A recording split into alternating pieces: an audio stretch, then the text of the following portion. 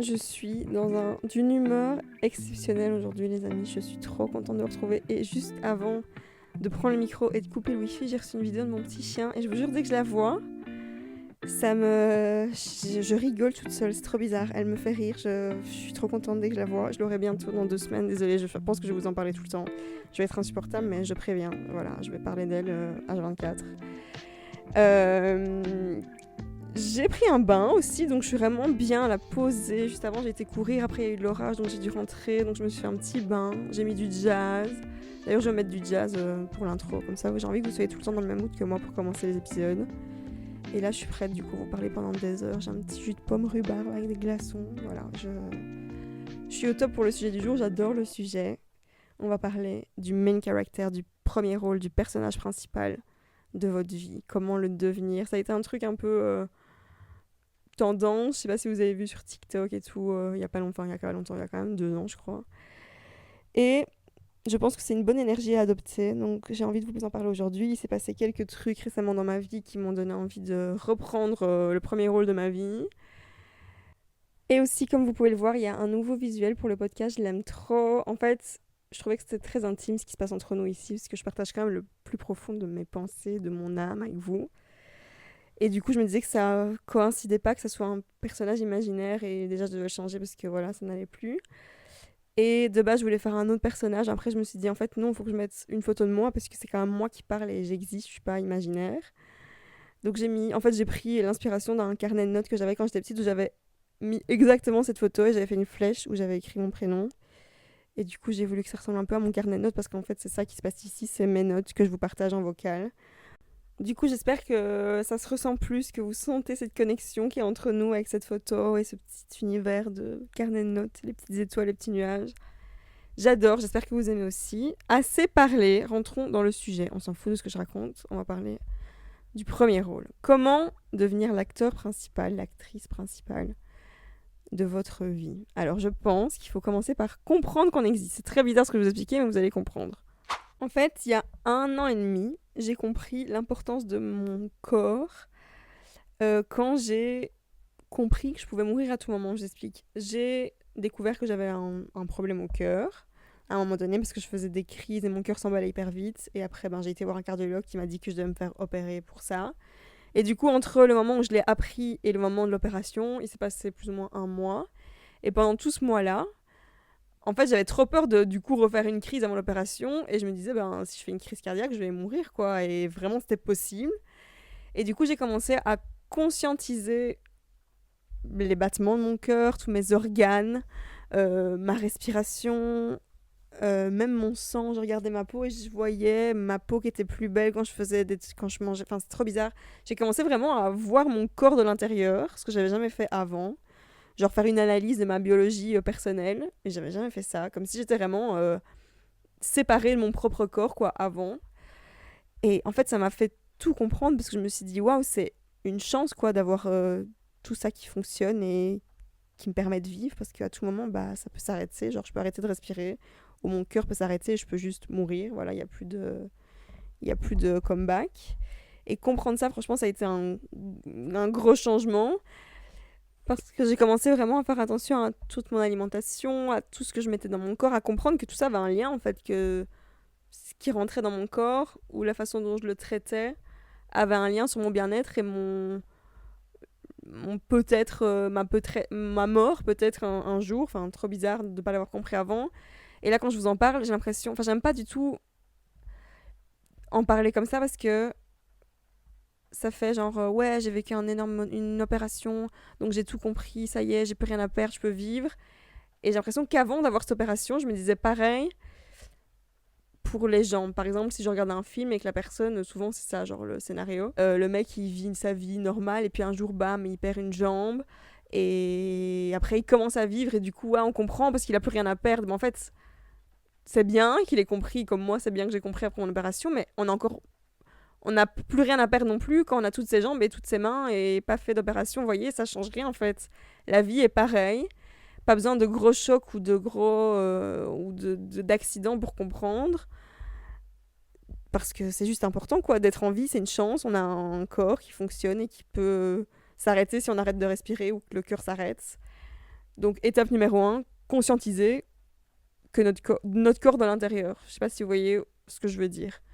Ensuite, vous pouvez vous reconnecter à votre enfant intérieur. C'est un truc très tendance aussi sur les réseaux et tout, je sais bien, mais c'est quand même vrai. C'est se remettre vraiment dans la peau de vous, quand vous étiez petit, donc on va dire à 7 ans, et vous dire, ok, qu'est-ce que je voulais à ce moment-là? Qu'est-ce qui me faisait plaisir dans la vie? C'était quoi mon rêve? C'était quoi mon but? Moi, par exemple, c'était très simple, je crois. Encore une fois, c'était juste être heureuse, être une star. Voilà, je pense qu'il n'y avait pas d'autres trucs que je voulais, ce qui est déjà bien. Et le fait de faire ça, en fait, ça nous reconnecte à notre créativité. Et ça aussi, c'est important de le savoir, c'est que tous les enfants, tout le monde a la même créativité. Après, on la perd à cause de trucs qui se passent.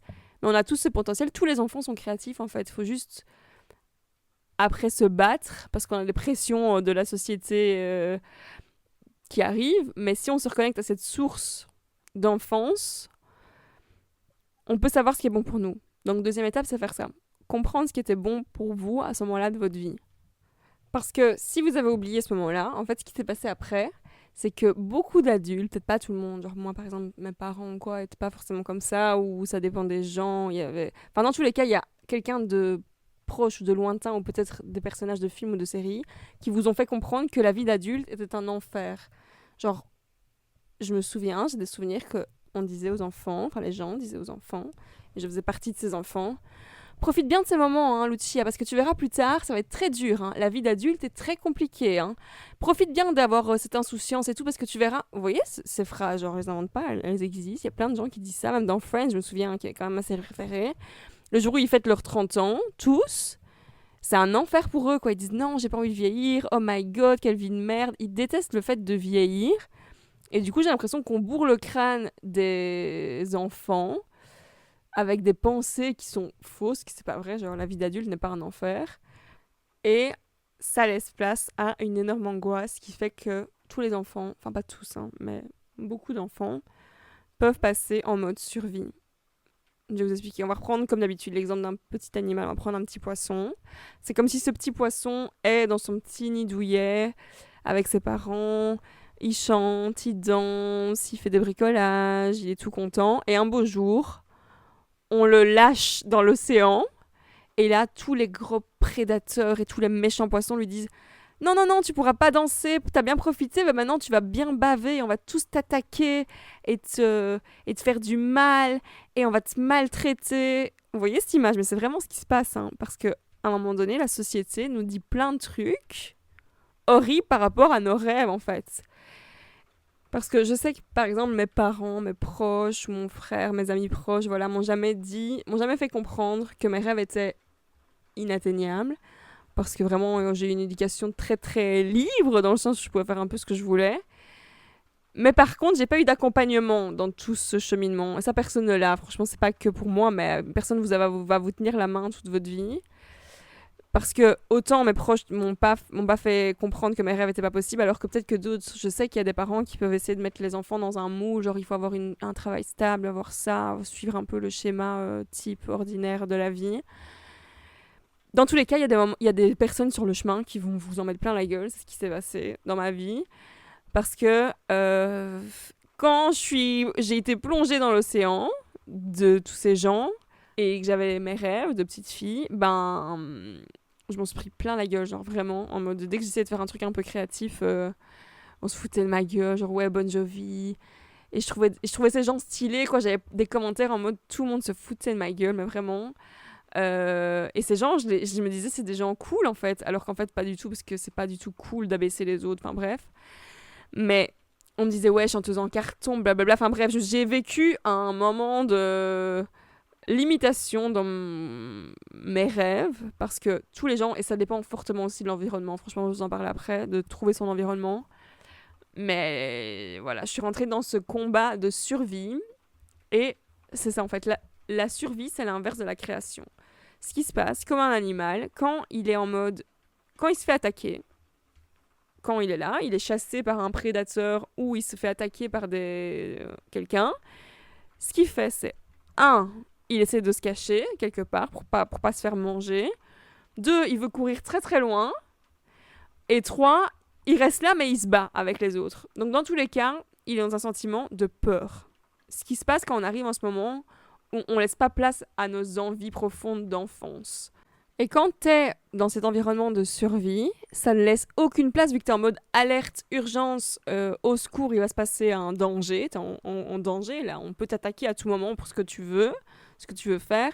Ça laisse aucune place à la créativité et c'est pas un moment, quand t'es en train de courir après tes problèmes, tu peux pas du tout t'asseoir et créer quelque chose. Donc en fait, tout ce moment-là est un moment un peu de peur dans la vie parce qu'on doit juste s'échapper de cet environnement, quoi. Moi, c'est ce que j'ai voulu faire depuis toujours, enfin pas depuis toujours, mais depuis que j'ai 15 ans, je suis en mode... Et vu que je voulais fuir, je voulais courir très loin en fait de tout ça et je voyais que le très très loin. En fait, je me disais, il faut que je parte de Charleroi, il faut que j'aille à Londres, il faut que j'aille, my God, il faut que j'aille très très loin.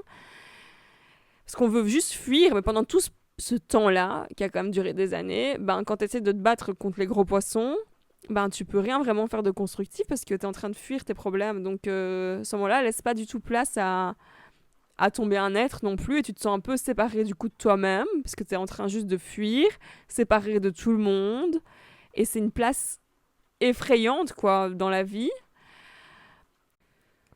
Et quand tu es dans cette fuite constante, quand tu es un animal chassé et que tu es juste en train de courir, tu as zéro moment pour trouver vraiment l'énergie en toi, dans ton monde intérieur pour grandir et te réparer quoi, c'est pas possible. Pendant que tu es en train de courir après tes problèmes, tu peux rien réparer et l'être humain est bien et mal fait, on va dire, pour ça, mais dans le sens, plus tu vas courir après tes problèmes et te conforter dans tes problèmes, plus tu vas être addict comme un drogué à tes problèmes. Dans le sens, vu que tu connais que ça, en fait. Après, t'as oublié ce que t'avais quand t'étais enfant.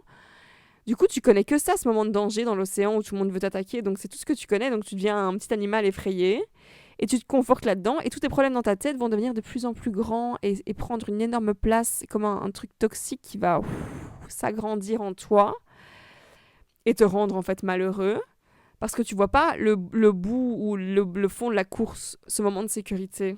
Par contre, à l'inverse, quand tu trouves ce moment de sécurité, qui pour moi, par exemple, a été changé de ville, de village et d'aller à Bruxelles, enfin, j'ai expliqué après comment ça s'est passé. Et pour d'autres personnes, ça peut être juste trouver des gens avec qui on se sent bien en sécurité. Enfin, c'est juste en fait de base reprendre la pyramide des besoins, simplement. Les besoins de base, numéro 1, c'est manger, besoin physiologique, manger, boire, dormir, respirer. Et 2, c'est simplement être en sécurité pour ton bien-être. Être en sécurité, ça veut dire trouver un environnement stable, sans anxiété, sans crise, sans trouver un logement. Enfin voilà, juste se sentir en sécurité dans un endroit. Et clairement, quand t'as des rêves un peu trop fous pour les gens qui t'entourent, et quand je parle des gens qui m'entourent, franchement, je parle pas de ma famille ou de mes amis, parce que c'est pas le cas, eux, ils ont toujours cru en moi ou quoi. Mais vraiment, quand t'es dans un village qui a une mentalité qui matche pas avec la tienne, ou que tu restes avec des gens qui ne comprennent pas ta vie, dans le sens, s'ils suivent le moule ordinaire et qui suivent par exemple la famille parfaite et ils se disent que pour réussir sa vie, il faut avoir une famille et un enfant à 30 ans et que toi, t'as décidé de prendre un autre chemin de vie qui est bon pour toi, tu vas forcément te retrouver dans une insécurité et vouloir te battre avec eux parce que ils te laissent pas place, ils te laissent pas ta place, ils te laissent pas être toi. Et ils ont l'impression que leurs idées à eux sont les bonnes parce que c'est un peu les normes. Genre moi un truc qu'on m'a dit tous les jours de ma vie c'est, enfin plus maintenant parce que voilà, mais avant c'était quand j'étais tout le temps célibataire et limite c'était un jugement en mode, j'étais en mode mais c'est moi qui le décide, enfin j'ai eu une relation compliquée, ça c'est une autre histoire parce que je dois un peu gérer mes traumas ou ce genre de trucs, enfin bref, mais sinon le reste du temps je choisis d'être célibataire parce que tant que je suis pas amoureuse de quelqu'un, je sais pas pourquoi je resterais avec quelqu'un en fait, ça me fait chier et j'ai d'autres trucs à faire et je sais pas que ça à foutre en fait, donc voilà, et je sais que c'est des trucs qui peuvent te mettre mal parce que les gens te disent ah et après ils te jugent, mais en fait c'est mon film à moi, je décide un peu ce que je fais, on s'en fout de, je veux pas faire comme vous en fait, et ça n'a, et il y a pas question à avoir, chacun sa vie, chacun son film en fait. Et quand t'es en mode survie et que t'essaies de t'échapper de ça, tu te sens pas en sécurité du coup parce que tu te dis quoi que je fasse on va m'attaquer et me dire que je suis une chanteuse en carton et que de toute façon ce que je fais ça fonctionnera pas, vous voyez ce sentiment. Et du coup, j'ai expliqué ce qui s'est passé dans ma vie pour arriver après aux besoins. Après, vous allez voir, il reste 2 besoins dans la pyramide. C'est besoin d'appartenance, d'amour, affection et des autres. Besoin d'estime. Donc, réussir, se sentir en confiance, avoir l'appréciation des autres, etc. Et le dernier, c'est l'accomplissement de soi. Et c'est là que je pense commence la création, ce qui est l'inverse de la survie, je vais vous expliquer. Donc j'ai voulu fuir très très loin. Et pendant que j'étais en fuite, je me disais, je savais pas vraiment où j'allais, parce que je connaissais pas encore ce moment de sécurité. Je l'avais connu quand j'étais dans mon petit cocon, là, dans mon petit truc de poisson quand j'étais petite. Puis après, je connaissais pas celui que ça allait être quand je serais adulte, vu qu'apparemment la vie d'adulte, c'était un enfer. Du coup, mon premier plan de base, c'était juste de fuir très loin. Et je m'étais dit, ok, j'ai mon truc de bijoux. Et ce que je peux faire, c'est aller de ville en ville. Genre, je vais juste fuir de ce village et trouver plusieurs villes, prendre des Airbnb et vendre un peu, me faire connaître en Europe avec ma marque et tout, voilà. Avant, j'avais pas encore compris que j'avais besoin de sécurité, de trouver un endroit vraiment stable. Enfin bref, je vous explique. Puis après, ce qui s'est passé, c'est que je suis arrivée à Bruxelles. En fait, j'avais pris mon Airbnb à Bruxelles parce que je me suis dit, je vais prendre un Airbnb pendant un mois pour me dire, pour comprendre si j'aimais bien Bruxelles. Et pendant ce moment-là, pendant ce mois-là, j'allais voir si je prenais ou après un bail, un appart ici, ou si je faisais des Airbnb comme ça tous les mois et que je switchais de ville en ville. Et il s'est passé un événement, un autre déclic quand je suis arrivée ici. Je vais vous expliquer. Je vais vous parler un peu de tous mes déclics pour que vous compreniez le but de cet épisode. Mais le jour où je suis arrivée, en fait, j'ai fait un accident. Le jour ou le lendemain, je sais plus. Quand je venais d'arriver dans l'Airbnb, j'ai fait un accident de trottinette. Un accident toute seule. Il n'y avait pas d'autres gens. Je vous explique. En fait, j'étais même pas encore sur ma trottinette, vraiment. Genre, j'avais un pied dessus, un pied à côté. Et j'avais un truc qu'il faut surtout pas faire. Ça m'a fait une bonne leçon. Mes écouteurs. Enfin, je voulais mettre mes écouteurs quoi, sur mon téléphone. Sauf que mes écouteurs sont genre emmêlés dans ma main. Et pour les démêler et les retirer et mettre mon téléphone genre dans ma poche ou je sais plus, j'ai appuyé, j'ai eu un mauvais réflexe, c'est que j'ai appuyé sur le start. Et du coup, la trottinette a démarré. Et je suis tombée par terre. J'étais un peu genre dans les vapes. Après, j'ai vu que ma jambe était en sang. J'avais eu un bout genre de fer. Enfin, je voyais mon os, tout, c'était vraiment horrible. Et ben là, je me suis retrouvée toute seule. J'étais toute seule, j'avais personne je savais pas qui appeler. Du coup, j'ai marché comme ça avec ma jambe en sang vers une sandwicherie. J'ai demandé à des gens de m'aider. Ils m'ont accompagnée à l'hôpital, ils étaient trop gentils. Et là, à l'hôpital, j'ai j'ai juste vu un médecin qui m'a... Comme quoi les mots sont hyper importants. Genre les mots qu'il m'a dit, voilà, ça m'a fait un déclic, je vais vous expliquer. Donc je suis arrivée, mais moi je rigolais à fond, franchement je m'en foutais, ça me faisait juste rire, j'avais même pas mal. Vous voyez, quand on est dans un choc comme ça, je sentais même pas la douleur, je rigolais, j'envoyais des messages à ma meilleure amie, à mes copines et tout, genre je rigolais à fond. Et le médecin qui me voit, il me dit mais vous êtes trop marrante et tout, on rigole je rigole à fond avec le médecin et tout, c'était genre un super moment, genre ce moment quand j'étais en train de me faire recoudre le pied. Et en fait, après ça, je suis rentrée chez moi, enfin dans mon Airbnb, et je me suis dit, là, ce qui vient de m'arriver, j'étais en moment de danger, et en 2 secondes, j'ai été en sécurité avec des inconnus. Et j'avais déjà mes besoins physiologiques primaires, genre je connaissais c'était quoi savoir manger, dormir, etc. Mais ce besoin de sécurité, je l'avais plus ressenti depuis très longtemps. Là, je me suis dit, ok, c'est ma vie à moi, je suis en train de me débrouiller toute seule, et en fait, des gens me mettent enfin en sécurité, et j'avais plus ressenti ça depuis très longtemps. Là, je me suis dit, ok, ça va, j'ai trouvé. C'est ici que je veux rester, je me sens bien. Et ça m'a ramené aussi à mes rêves d'enfant, parce que je me suis dit, en fait, j'ai pas besoin d'être en mode survie pour exister. J'ai pas besoin de me conforter dans cette survie et forcément avoir besoin de boire pour être marrante ou d'être forcément un style, m'adapter à ces gens-là pour être acceptée ou autre. Parce que là, je me suis dit, je suis dans une situation genre hyper nulle. Je suis à l'hôpital en train de me faire recoudre le pied. Et si le médecin peut me dire à ce moment-là que je suis marrante, c'est cool, c'est que je peux me débrouiller, quoi. Je me suis dit ça, en fait, parce que logiquement, c'est censé être le moment propice pour ne pas être marrante. C'est censé être à l'inverse de ça, enfin bref. Et du coup, ça m'a fait un déclic dans la tête. Je me suis dit, ok, c'est bon, là, j'ai trouvé mon truc, j'ai trouvé mon film. C'est ici que je veux, que je veux commencer ma vie. Ça y est, quoi. Je suis arrivée dans mon nouveau nid, dans mon petit... J'ai quitté l'océan, je suis arrivée dans ma petite eau douce. Et je peux commencer à me développer en fait et commencer à créer. Et c'est là qu'on va parler du fait de création et de tout ce qui se passe avant. Parce que je pense que dans la vingtaine, enfin, pas forcément dans la vingtaine, parce que du coup, ça limiterait, ça voudrait dire qu'à 30 ans, il faut absolument tout savoir faire, et c'est pas du tout le cas. Ça peut être dans la vingtaine, trentaine, quarantaine, cinquantaine, soixantaine, je sais même pas si ça se dit comme ça, mais voilà, ça peut être... Ce voyage dans l'océan peut durer des années. Pour moi, il a duré 10 ans, mais il peut durer 20 ans. Si vous recherchez un sentiment de sécurité pour vous sentir prêt à créer, ça peut être très long. Et du coup, c'est un peu une période de test, quoi. Bam, bam, choc, bam, talala, il se passe plein de trucs. Et après, une fois que vous arrivez à ce moment-là de chill, ben, c'est là que vous pouvez commencer à construire. J'ai pensé à cet épisode, au fait d'être le personnage principal de sa vie. Parce que aussi, en fait, récemment, comme je vous ai expliqué dans un épisode, j'ai eu un petit... alerte danger quand j'ai revu quelqu'un qui venait de mon ancienne ville et qui m'a ramené à tout ce que je ne voulais plus voir. Je vais vous expliquer. En fait, à l'instant où j'ai revu cette personne, mon corps m'a alerté du danger. Genre, je me suis dit... Enfin, je me suis pas dit... Mon corps m'a prévenu. J'ai eu des sueurs froides, j'ai fait des cauchemars. J'étais en panique. J'avais l'impression d'être retournée dans l'océan et de devoir fuir très très loin directement. Et je sais pas pourquoi j'ai fait ça, franchement. Je sais pourquoi j'ai fait ça, parce que je pense que, comme j'ai dit au début de l'épisode, on a tous un truc peut-être un peu sadique qui fait qu'on est un peu addict, comme un drogué, au malheur.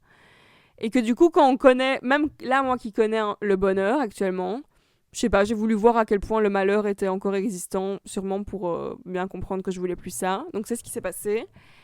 Et pendant 2 semaines, j'étais vraiment un peu lost, parce que... je savais que j'étais en danger, en même temps, j'arrivais plus à m'en sortir, et j'étais en stress, et voilà. Et du coup, j'ai eu le titre de l'épisode et un peu, encore une fois, un nouveau boom dans ma tête, parce que je suis allée acheter un airco, parce qu'il fait très chaud en ce moment, vous le savez.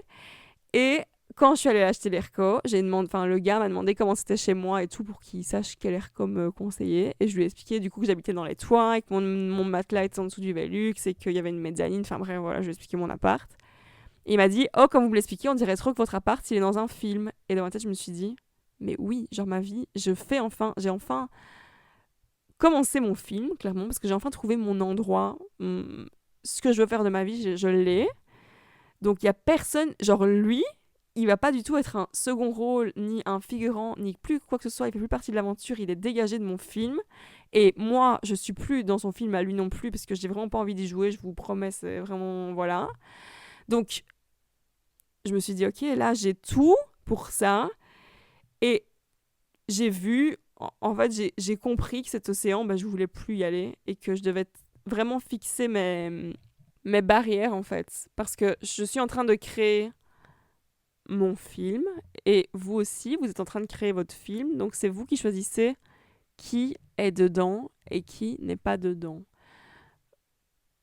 Genre là, par exemple, et ça peut vite sembler un peu narcissique quand on parle comme ça, genre le truc main caractère, nanana, ça fait la meuf et tout, mais en fait non, parce que je peux très bien être le second rôle de films d'autres gens qui comptent pour moi. Il y a des gens pour qui j'ai pas envie d'être un second rôle ou une figurante, parce que j'ai pas envie de faire partie de leur film, mais il y a des gens pour qui je pourrais l'être.